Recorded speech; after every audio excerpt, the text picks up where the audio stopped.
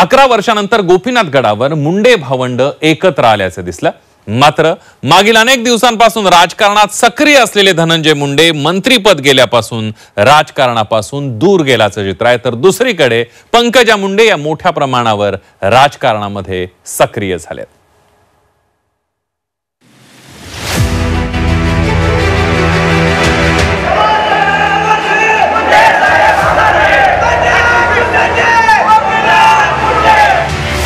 राजकारण हा सापशिडीचा खेळ आहे। राजकारणात कोण अचानक 4 घरं वर जातो तर कोण अचानक पहिल्या घरातून 10व्या घरापर्यंत पोहोचतो। माजी अन्न व नागरी पुरवठा मंत्री धनंजय मुंडे आणि पर्यावरण मंत्री पंकजा मुंडे यांना याचा पुरेपूर अनुभव आला असेल।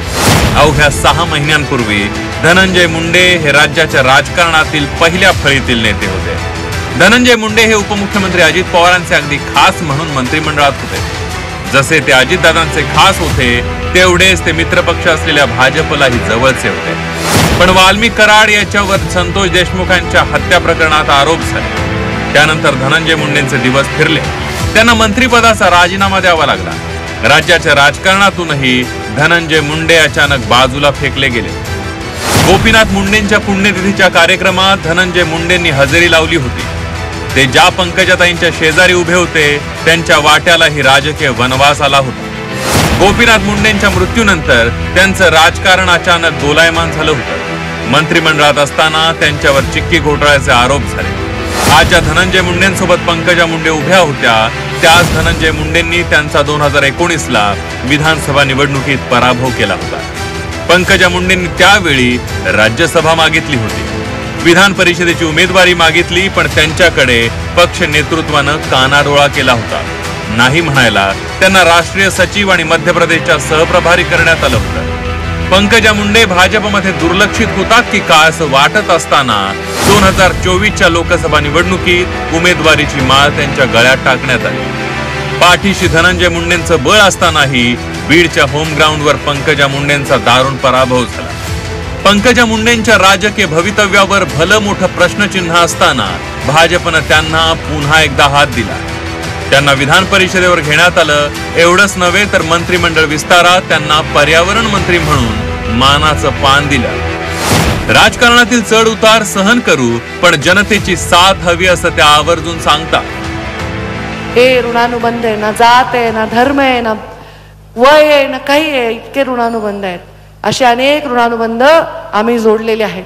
पण महाराज म्हणले तसे जया अंगी मोठेपण तया यातना कठीण, पण कठीण यातनेतूनच मोठं होता येत असतं। ज्याला यातना नाही, रावणाला कुठे वनवास झाला, कुठे कौरवांना वनवास झाला, पांडवांना चांगल्या माणसालाच त्रास होत असतो। आम्ही यातना भोगायलाही तयार आहोत, जर तुम्ही आमच्या सोबत आहात आम्ही यातना भोगायला तयार। पंकजा मुंडेंनी अनेक वर्ष जो राजकीय वनवास भोगला तोच राजकीय वनवास आता धनंजय मुंडेंच्या वाट्याला आला। काही महिन्यांपूर्वी धनंजय मुंडे बीडच्या राजकारणात नेतृत्व करण्याच्या भूमिकेत होते, पण आज धनंजय मुंडेंची ती देहबोली दिसत नाही। पंकजा मुंडे आता बीडच्या राजकारणाच्या केंद्रस्थानी असल्याचं पाहायला मिळू लागलंय। धनंजय मुंडे आणि पंकजा मुंडे ही भावंड एकत्र आली असली तरी दोघांचं राजकारण वेगवेगळं होईल असं जाणकार सांगतात। सध्या तरी दोघं एकत्रित आले आहेत।